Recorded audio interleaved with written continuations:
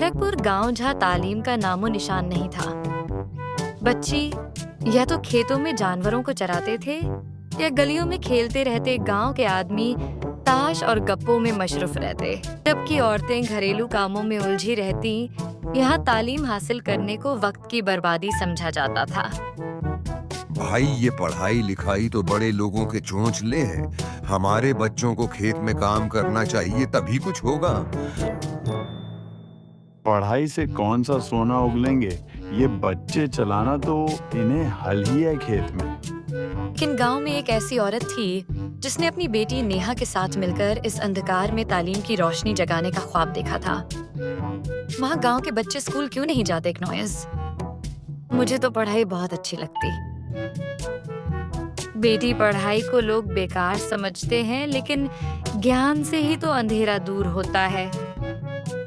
एक दिन हम इस गांव में स्कूल जरूर बनाएंगे माँ। मैं भी आपकी मदद करूंगी। विद्या ने अपने आंगन में ही एक छोटा सा स्कूल शुरू कर दिया।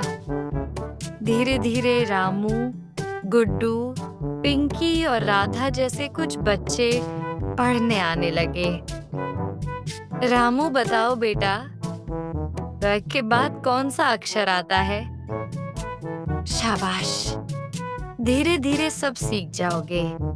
नेहा दीदी, पढ़ाई में इतना मजा आता है। जमींदार अपनी बड़ी कुर्सी पर बैठे हैं, मुखिया उनके पास बैठा है। रघुनाथ बाबू, विद्या तो कस्बे के बच्चों को पढ़ाने लगी है। क्या पढ़ाई लिखाई से इन गवारों का क्या काम? अगर ये पढ़ लिख लिए तो मेरे खिलाफ आवाज उठाने लगेंगे। तभी वहाँ विद्या अपनी बेटी नेहा के साथ आती है।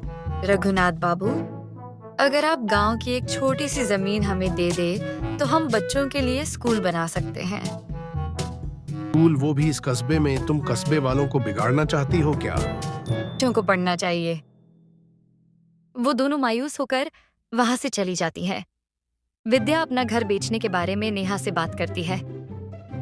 माँ, हम अपना घर क्यों भेज रहे हैं बेटी नॉइस? अगर बच्चों की तालीम के लिए अपना घर भी बेचना पड़े तो हम पीछे नहीं हटेंगे। ख्वाब कुर्बानी मांगते हैं। कुछ दिन बाद विद्या ने घर भेजकर खेत के किनारे एक छोटी सी जमीन खरीदी और वहां झोपड़ी बनाकर बच्चों को पढ़ाना शुरू कर दिया। जमींदार को ये सब बर्दाश्त नहीं हुआ।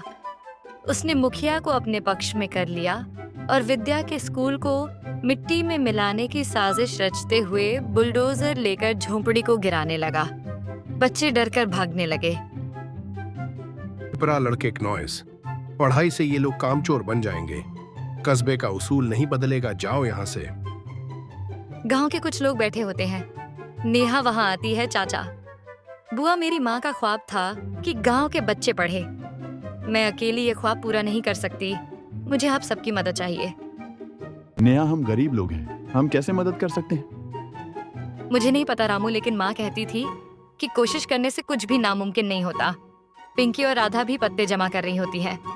नेहा दीदी, ये स्कूल कितना हरा होगा ना? हाँ पिंकी,